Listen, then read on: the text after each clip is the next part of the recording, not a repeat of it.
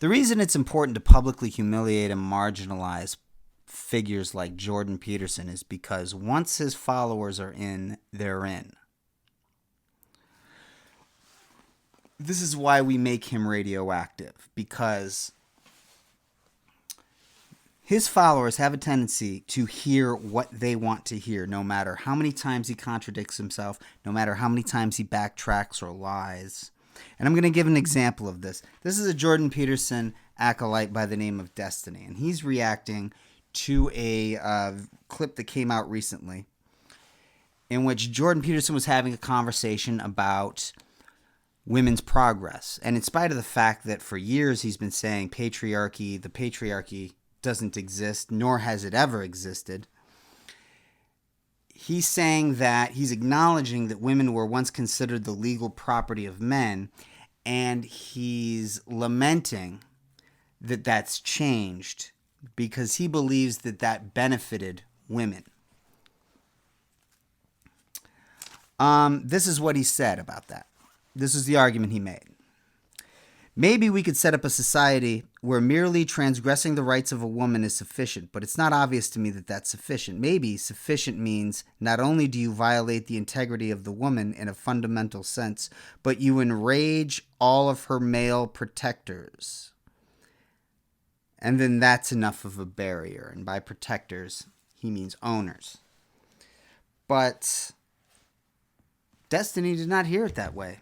He heard it in the way that best protects his commitment to this man. One of them, yeah. Okay, so he's saying bring the males on her side to her defense in principle. The idea is getting men on board with being, like, with viewing your rape as something that's bad. That's what he's saying.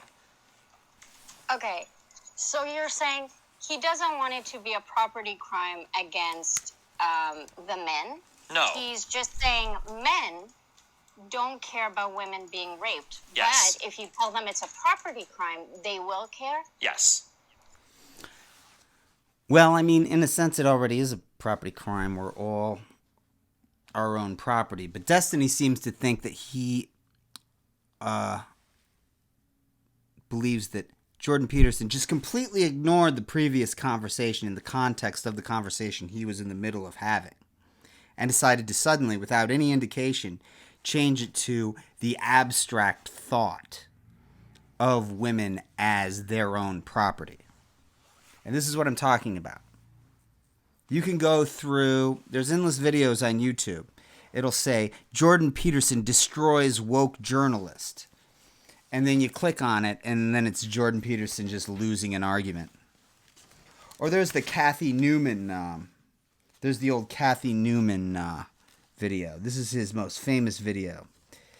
And in the middle of this conversation, he says this: a multivariate analysis of the pay gap indicates that it doesn't exist. And about 2 to 3 minutes later, he says, I didn't deny it existed.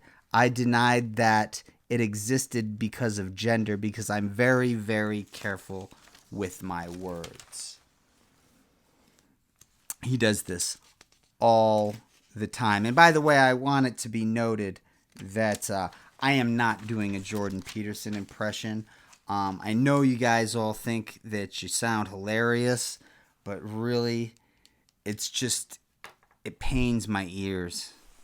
It's got to end. The impersonations. I don't think Saturday Night Live is knocking down any of you guys' doors with this shit. If you tell them it's a property crime, they will care? Yes. Okay. Let's say that that's true. Okay, I think that's, by the way, I mean, hold it's on, just to better be than clear, a property real quick, crime real quick. Yeah.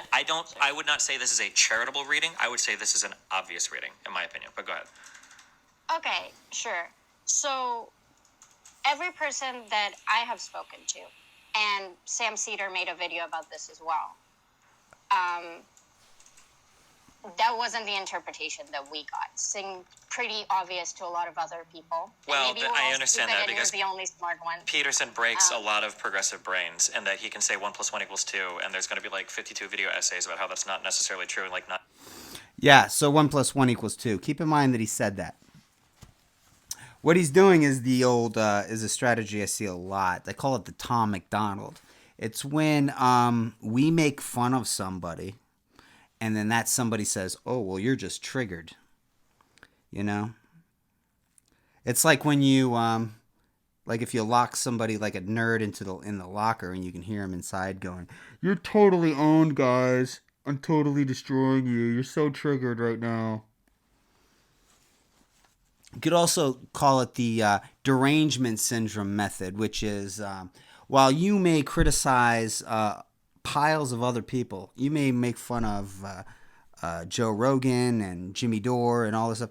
What you have is Jordan Peterson derangement syndrome.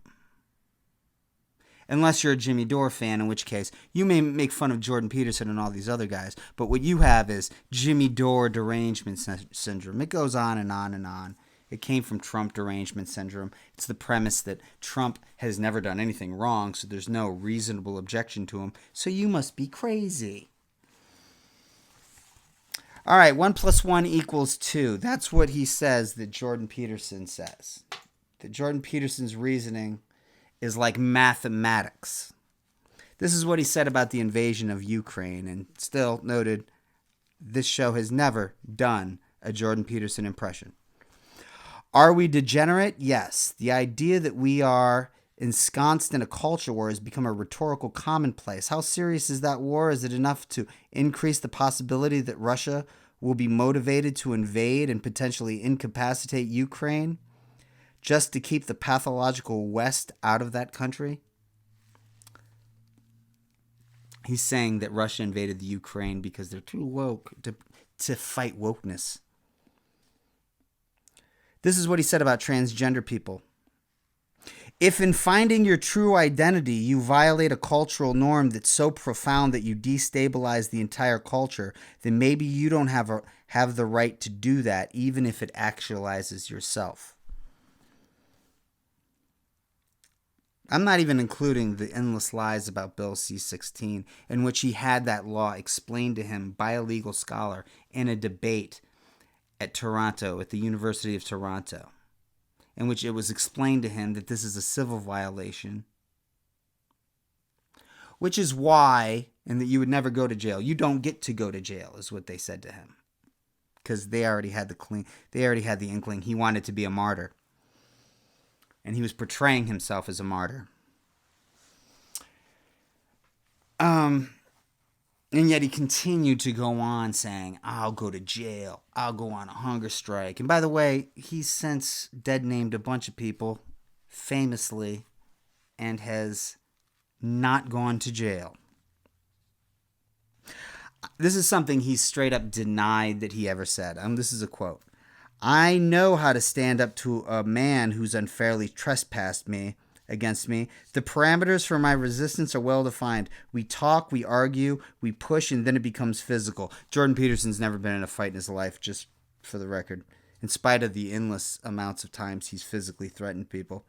If we move beyond the boundaries of civil discourse, then we know what the next step is, and that's forbidden in discourse with women. So I don't think that men can control crazy women.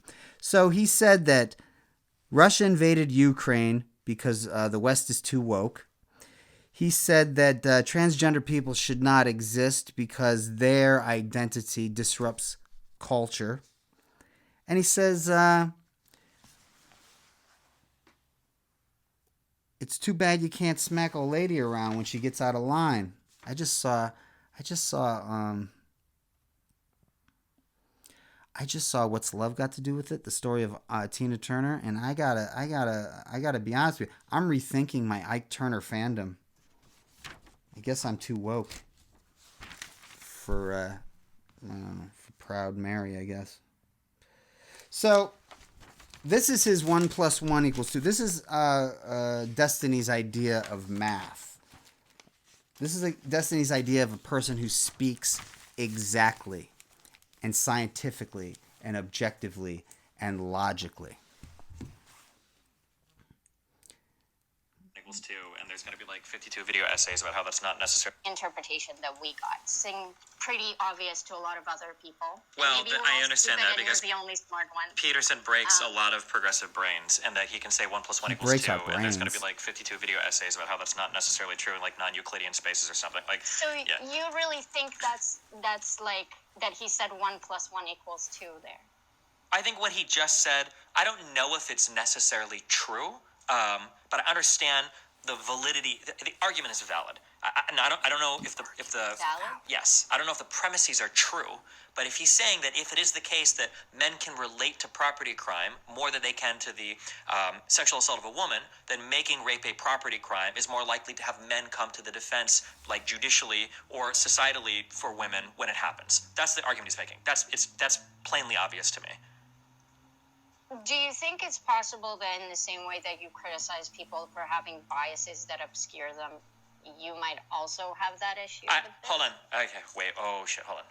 Sorry. I got triggered. Let me... Yeah, later on he starts screaming, listen, dude, this is why you're a virgin. You gotta keep your cool around women, dude. You gotta take a breather. Can't be crying all the time like your hero, Jordan Peterson. You gotta calm down. And speaking of being a dork, this blue hair thing is a total no-no. Just looking at this guy. Listen, dye your hair blue, totally fine. But you don't stop there. All right? All right? You gotta cut it. You can't keep the same 8-year-old, schlubby 8-year-old haircut after you dyed your hair blue. You got to straighten it, slick it back. You got to change the outfit. You got to be consistent. You look incongruent. You can't just dye your hair blue and then that's it. All right? You got to it's like you got a Honda Civic and you bought rims that are more expensive than the Honda Civic. It just doesn't look right, dude. By the way, just so you guys know, I don't know if you guys know this, but Miley Cyrus's birth name is Destiny. But she had it legally changed to Miley. And you can look this up. She had it legally changed to Miley because it turns out that Destiny is a boy's name.